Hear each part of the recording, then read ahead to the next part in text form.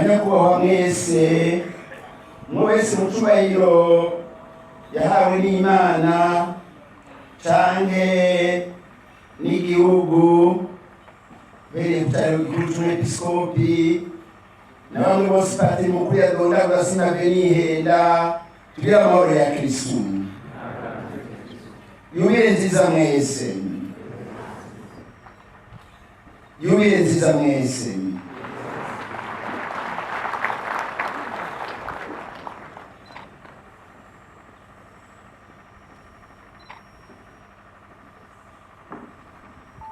Mfatiye kuri iyi yubile ngafatira no kubisomwa vyeranda duhejeje kumva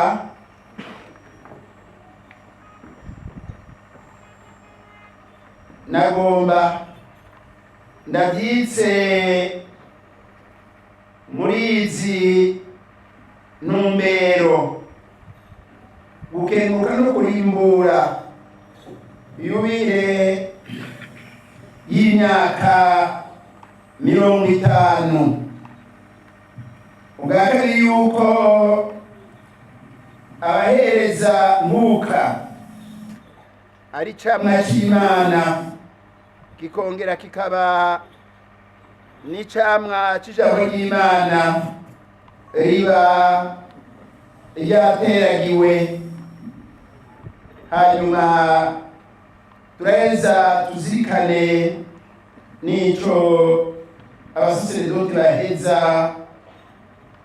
bakatirirwa.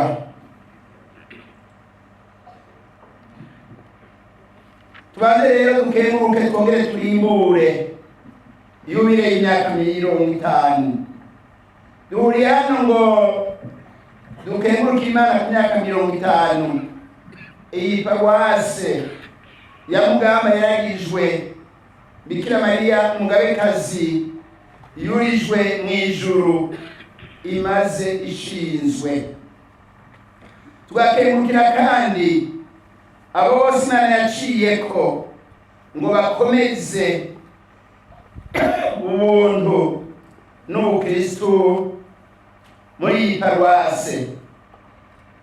Turakengurukira kandi Imana yitorera abasaserdoti ngo baze gukorera iyo Mana mu murima wayo, ariyereye Imana ngo yewe bimenyetso by'ubwami bw'Imana mu bantu abatazoba bubaka izabo cyangwa babyara babo. Turakenguruka Imana kubamenyesha Imana inshingwa muryango imihari y'ubutumwa itandukanye hamwe n'ibibano Kristo yavutse. Turakengurukira Imana cyane ku ijambo ry'Imana ryateragiwe aha muri Mugamba hakavuka abakristo barenga 40,000 nshize mu Gitaramuka na Kibezi zabyawe n'iyi paruwase Mugamba. Abasaserdoti barenga 20, abiyereye Imana 36 n'abari mu nzira benshi bagana ayo mabanga. Imana nikengurukwe cyane yo imenya ukugene iteragira ijambo ryayo iciye kubo yiremeye nabo bagaheza bakayikundira. Igihe twugurura umwaka wa yubile umwaka uheze twarashikirije yuko yubile ifise amamuko mu bwuzure bwa mbere. Itegeko rya Musa ryari ryarashinze umwaka udasanzwe ku Bayahudi, aho yagira ati muzogira umwaka ugira 50, umwaka mweranda, mugira umwaka mweranda, muzoheza mutangaze icese ibohorwa ku bayahudi bose, kuko bari barabohowe igihe yabakura mu Misiri. Azoba ari yubile yabo. Inzamba cyangwa imyirondwe bakoresha mu gutangaza uyu mwaka wa yubile ryari ihembe ry'imfizi y'intama yahotoye bita yobeli mu rurimi rw'igiheburayo, ariho havuye yubile, ni ukuvuga muri urwo rurimi yobeli.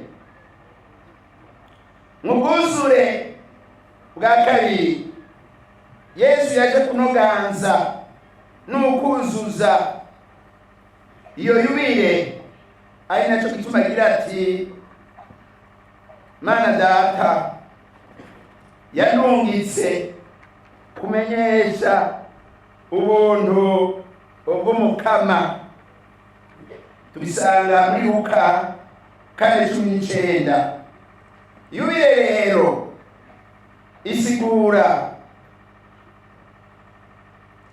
iyo nzamba yasamirana mu mwanya twavugije, kandi n'umwaka uheze yari yasamirijwe. Yasamirizwa ku mugoroba, buca haba umunsi w'ucyorogwa, ibicumuro, umunsi w'ukubohorwa, umunsi w'urukiza. Uwo mwaka w'urukiza wamurimo gukomeza umuvukano,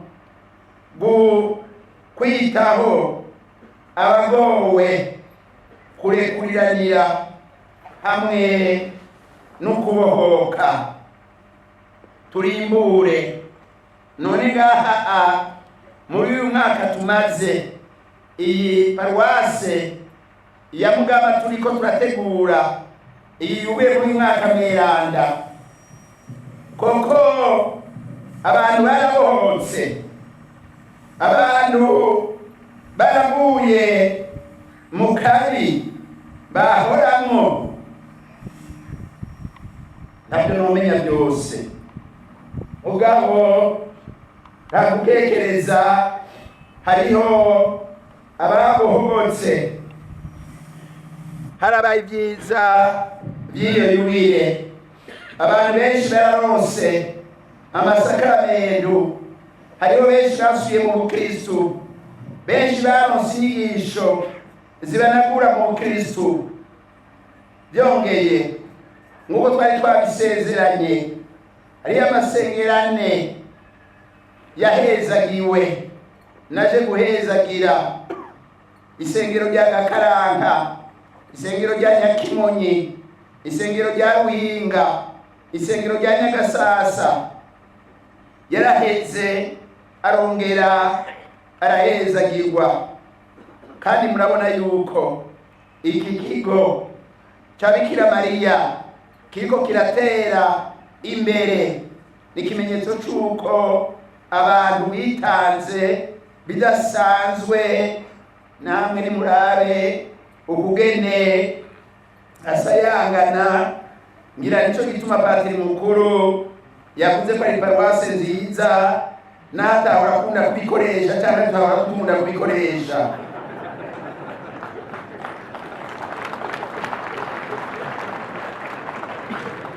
Abantu baritanze bidasanzwe, koko ahantu ni heza, kandi hazobandanya haba heza. Si icyo gusa, abanyamugamba, abari i Bujumbura, mu mahanga, mwaregeranijwe na yubile mu nama rimwe ry'ukubaka paruwasi yanyu. Yabareze mu buryo bwinshi. None sibyo mwahora muhura nk'uko mwahuye muri uyu mwaka? Dukomera amashimana rero.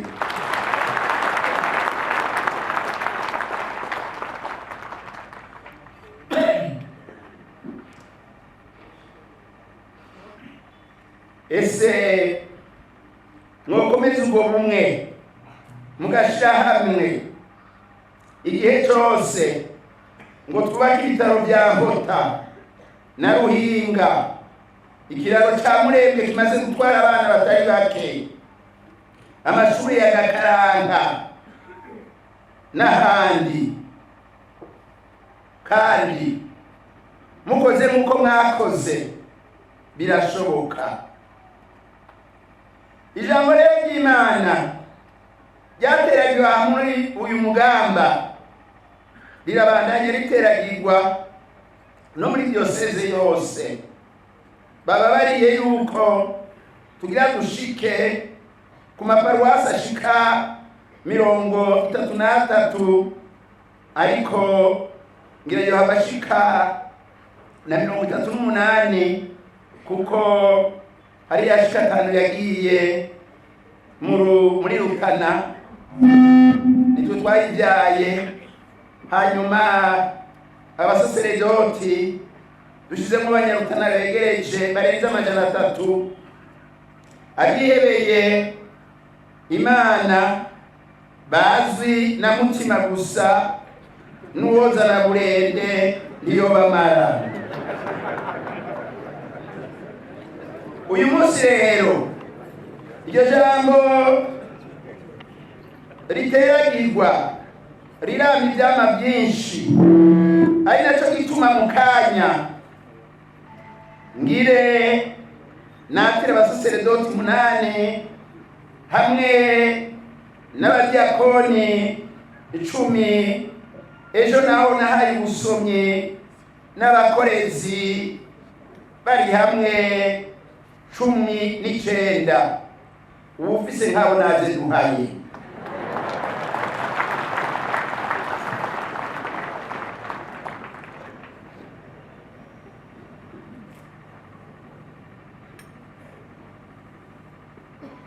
Muti none abo basaseredoti batirwa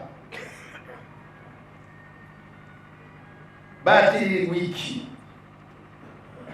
Icyambere noshikiriza, Imana niyo yashinze mu isezerano rya mbere n'irya kabiri abayikorera ngo begereze abantu Imana kandi bongere bafashe Kristo mu gikorwa cyo gucungura cyo gukiza abantu. Mu isezerano rya mbere amabanga meranda yarategura ubuzima buzokurikira. Imana yonyene yashize Musa na Aroni ngo barongore igihugu kandi bakigire ceranda.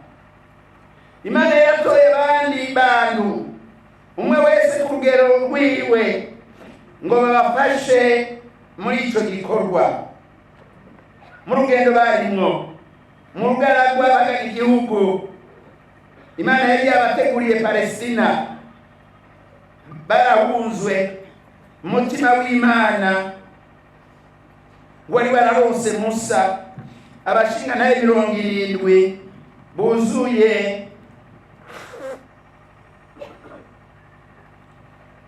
buzuye ubwitonzi kugira ngo bamufashe kurongora igihugu ciwe babe abungere beza.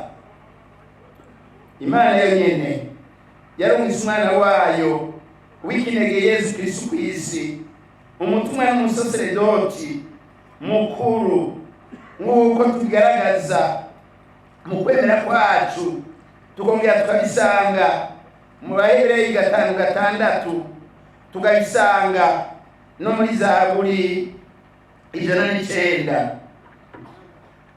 Umwana w'Imana yarihereje se nk'imbaga itagira gatosi, yongera arasangiza iyo banga abatumwa biwe yatiye mu kuri. Yarongera arabaha ububasha ngo igikorwa cy'ubukiza kimenyekane kandi kiranguke ku isi yose. iryo teka mwabyumvise, umuntu arihamagarirwa n'Imana, si we aheza ngo arihe na buhoro buhoro ryo kwihaye benshi nk'uko madina mwamwe bishoboka. Imana rero haba mu isezerano rya mbere cyangwa mu isezerano rya kabiri niyo yagiye iratora abayivugira, irongera batira ngo bashikirize ibyiza by'Imana abantu, kandi ntibatora kuko ari beranda cyangwa basumbya ubwiza abandi b'umutima, ibatora ku buntu bwayo yerekana yuko ishobora gukura. Kubaha ni ukubahiriza ubuzima bw'umuntu n'agateka kiwe, nk'uko isabato yagiriwe abantu. None rero namwe mutegerezwa kubaha mukubahiriza abantu mu buzima bwabo, agateka kabo turabisanga muri Mariko 2:26-27. Ega amaleta yose, amashirahamwe yose, ibikomakomeye byawe n'ibindi bihari kuko hari abantu. Umuntu aza imbere y'amashirahamwe, umuntu aza imbere y'amaleta, umuntu aza y'ibyo imbere y'ibyo byose abantu babyubaka kubera hari umuntu. Hano inama nkuru ya Vatikano ya kabiri igira iti icyo cyose giteye kubiri n'ubuzima, ubwicanyi ubwo aribwo bwose, ihonyabwoko, ugukorora inda, guhohosha, konona umuntu ku mubiri cyangwa kumutunguza ku mutima, icyo cyose kimwambura agateka, haba kumufata nabi mu kazi, mu kumwangaza, mu kumugira umushumba cyangwa umucangero, kumufungira ubusa cyangwa nabi, ukudandaza imibiri y'abagore cyangwa abana. Ibyo byose bisa nabyo n'ibikorwa bigayitse, biracafuza imico, biratoza agateka k'abantu, eka mbere n'agateka k'ababikora, biratuka icyubahiro c'Umuremyi. Turabisanga muri cya gitabo Eklezia mu bihe bya none mu kanomero ka 27. Semerera rero yuko ubuzima rikatihabwa, kandi Imana igira iti umwe wese nzomwishuza amaraso ya mwene wabo, amaraso y'umuntu sinzobura kuyahora. Turabisanga mu Mamuko 9:5-6. Semerera yuko akarenganyo, ikinyoma, amacakubiri ayo ariyo yose, ubwicanyi ubwo aribwo bwose, ukwihorahorana, ugukumirana uko ariko kose, ubuhumbu bidashimisha Imana kandi bijanye na kamere y'umubiri, rero ishinga kamere y'umubiri n'iy'isi, batazoheza ngo batorane ubwami bw'Imana, uko tubisanga mu Bagalati 5:19. Ariko tukaba duhamagariwe rero kubaka bwa bwami bw'Imana hari mu rukundo, umuvukano, nuko akanyamuneza, amahoro, ukwemera n'ibindi.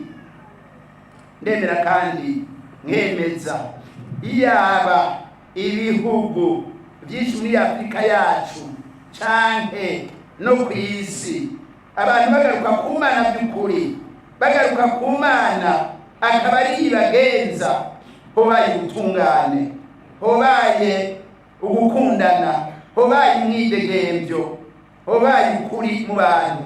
Naye ahabuze ukuri, ahabuze ubutungane, ahabuze neza, ahabuze ukurekuliranira, ha mu muryano igihe cyose uko niko biri nuko niko biri niko kandi bizokora igihe abantu badahindutse ngo bave mu kinyoma, bave mu rwango, bave mu karenganyo, bafata inzira y'ubutungane.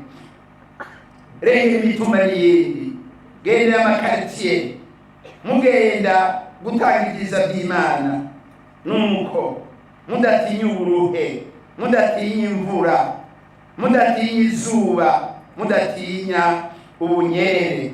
Ubwo busore bwanyu ntibuzopfe ubusa. Imana niyuhire ibyo yatanguye muri paruwase Mugamba. Imana niyuhire icyo yatanguye muri mwebwe, mugira mwatirwe Bikira Mariya umugabekazi yurijwe mu ijuru, atubere ababere mu ngoro, tugira amahoro ya Kristo.